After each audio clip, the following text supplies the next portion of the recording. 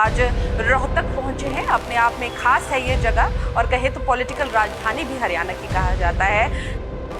एक विश्वास लोगों में कि भारतीय जनता पार्टी जो कहती है, मोदी जी जो कहते हैं उस काम को करते हैं। उस नारा लगा ना, मोदी है तो मुमकिन है।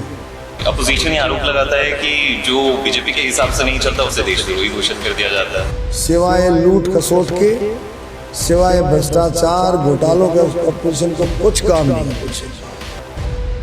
अहम मुद्दे क्या आपको जनता के बीच में जाके समझ आ रहे हो और आपके कौन से ऐसे काम हैं जो अगर आप दोबारा से बन जाते पाइपलाइन में रहे? गढ़ जनता का, 36 बिरादरी का गढ़ है, 19 में पता भी लग गया गढ़ किसका था। मुझे पूरा भरोसा है कि रोहतक की जनता 36 बिरादरी अपना आशीर्वाद मुझे जरूर देगी। तो लगातार लोकसभा चुनावों को लेकर अलग अलग लोकसभा क्षेत्रों में जाकर आपको समीकरण दिखा रहे हैं कि आखिर क्या माहौल चल रहा है। तो आज रोहतक पहुंचे हैं। अपने आप में खास है ये जगह और कहे तो पॉलिटिकल राजधानी भी हरियाणा की कहा जाता है।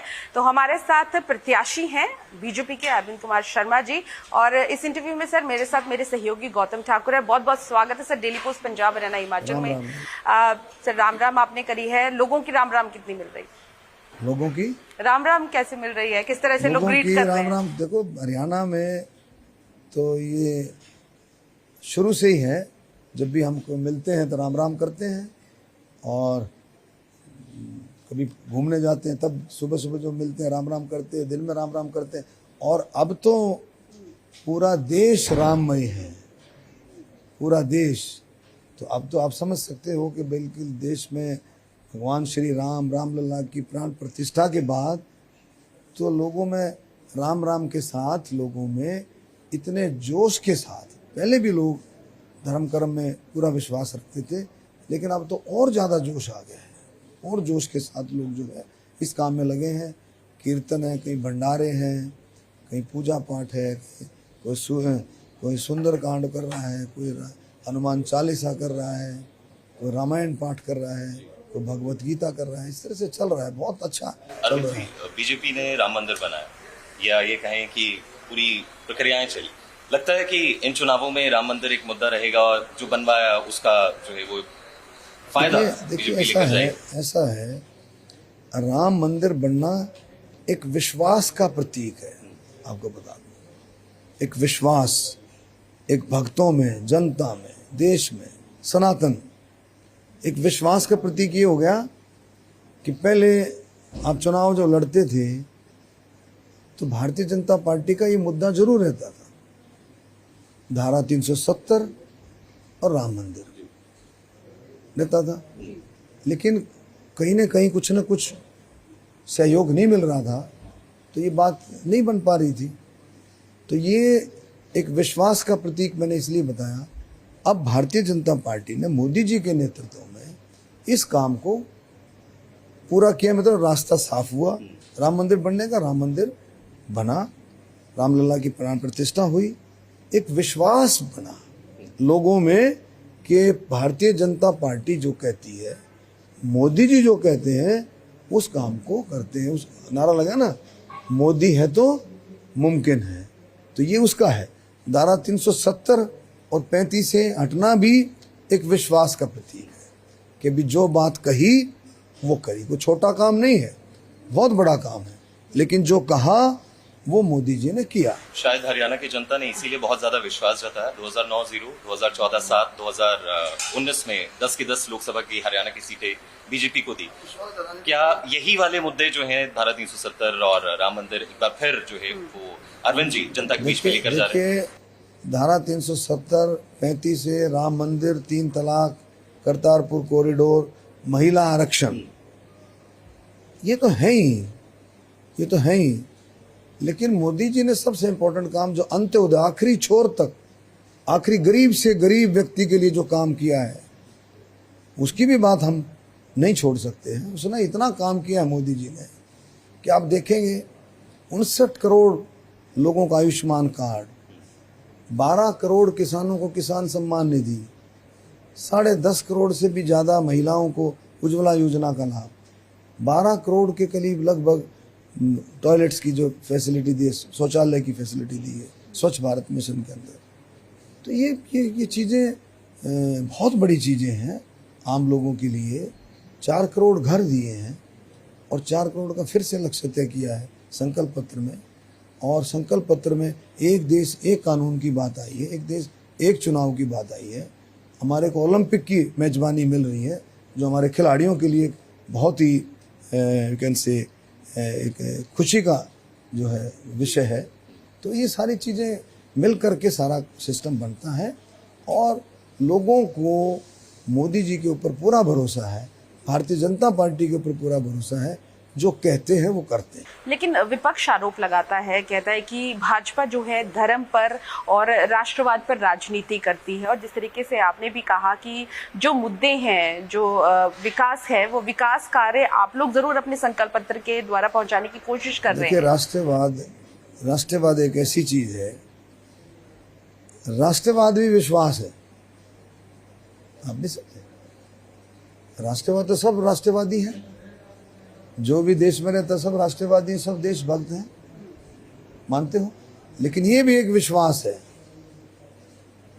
एक ये विश्वास है कि उसके काम करने के तरीके का, उसके काम करने के तरीके का विश्वास है और कौन से काम वो कर रहा है वो विश्वास है।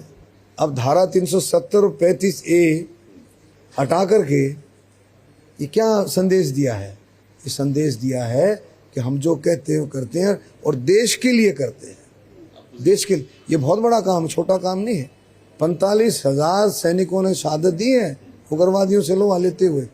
उस चीज़ का समापन, उस चीज़ को ख़त्म करना, उग्रवादी गतिविधियों को ख़त्म करना, पत्थरबाजों को ख़त्म करना, ये सारी के सारे उनको हटाना, ये सारी की सारी चीज़ें देशभक्ति की तरफ जाती है। अपोजिशन ये आरोप लगाता है कि जो बीजेपी के हिसाब से नहीं चलता उसे देशद्रोही घोषित कर दिया जाता है। कोई ऐसा नहीं है, बिल्कुल अपोजिशन का काम सिवाय लूट खसोट के, सिवाय भ्रष्टाचार घोटालों के अपोजिशन को कुछ काम नहीं है। अपोजिशन का कोई काम नहीं। 2014 में क्या क्या किया आप देख लो, देश को कहाँ ले गए थे, ऊपर भी यहाँ हरियाणा में भी। और अब फिर वही बात करते हैं, वही लोग हैं। वो लोग बदल गए क्या? वही लोग हैं और उनके इर्द गिर्द भी वही लोग हैं। तो ये चलने वाला नहीं है। अपोजिशन तो सिर्फ ऐसा अफवाह फैलाती है, प्रचार करती है, झूठा प्रचार करती है, दुष्प्रचार करती है, लोगों में दहशत फैलाने का काम करते हैं ये, बाकी कुछ नहीं। सर, रोहतक की बात करें, क्योंकि ये अगर हम बात करें तो हुड्डाओं का गढ़ भी कहा जाता है, आप मौजूदा सांसद भी है। अहम मुद्दे क्या आपको जनता के बीच में जाके समझ आ रहे हो और आपके कौन से ऐसे काम हैं जो अगर आप दोबारा से बन जाते पाइपलाइन में रहेंगे? देखिए, गढ़ जो है, गढ़ जनता का, मैंने पहले भी बताया है, गढ़ किसी एक का परिवार का, एक जाति का नहीं होता, गढ़ जनता का है। 36 बिरादरी का गढ़ है, वो 19 में पता भी लग गया गढ़ किसका है। गढ़ जनता का है। अभी मैं बार बार कहता हूँ, हमने कभी घमंड नहीं किया, गढ़ जनता का है।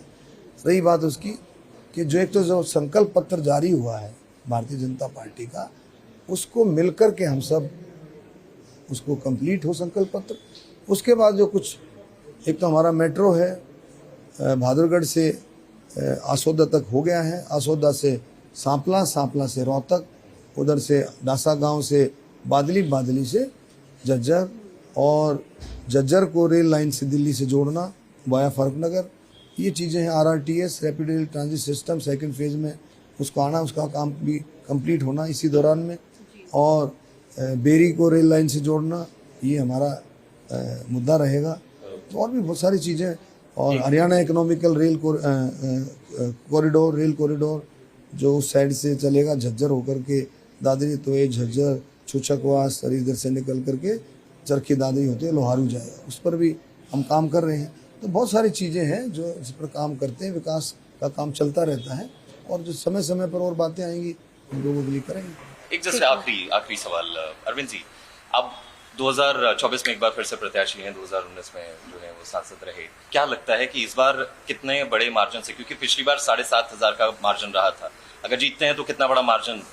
देखिए, मैं कभी घमंड नहीं करता, ना मैंने कभी घमंड किया, डिजिट तो रहा होगा सर। नहीं, ना मैंने घमंड किया कभी।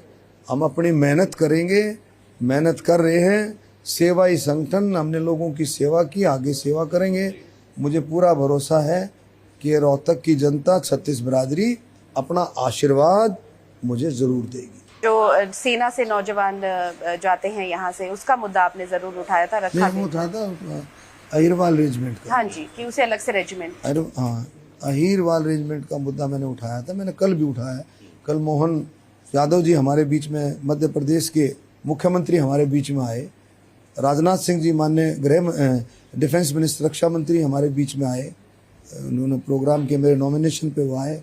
कल मोहन यादव जी आए, उनके सामने भी मैंने रखा है कि हमारे एडवोकेसी करें, हमारे वकील बने, हमारे साथ शामिल हों और इस चीज़ को करें। राजनाथ सिंह जी के पास बार बार बात रखी, लेकिन अभी कोड ऑफ कंडक्ट लगा हुआ है, कोड की वजह से वो कुछ बोल नहीं पाए। अदरवाइज ये मुद्दा चल रहा है और मुझे पूरी उम्मीद है कि आने वाले समय में इस मुद्दे पर भी हमें कामयाबी मिलेगी। तो ये थे हमारे साथ भारतीय जनता पार्टी के उम्मीदवार रोहतक से अरविंद शर्मा जी। उन्होंने तमाम सवालों के जवाब दिए, बात करते हुए क्या कुछ मुद्दे रहेंगे वो बताते हैं। फिलहाल के लिए मुझे यानी गौतम ठाकुर, रविंद्र वर्मा से इजाजत, नमस्कार और देखते रहिए।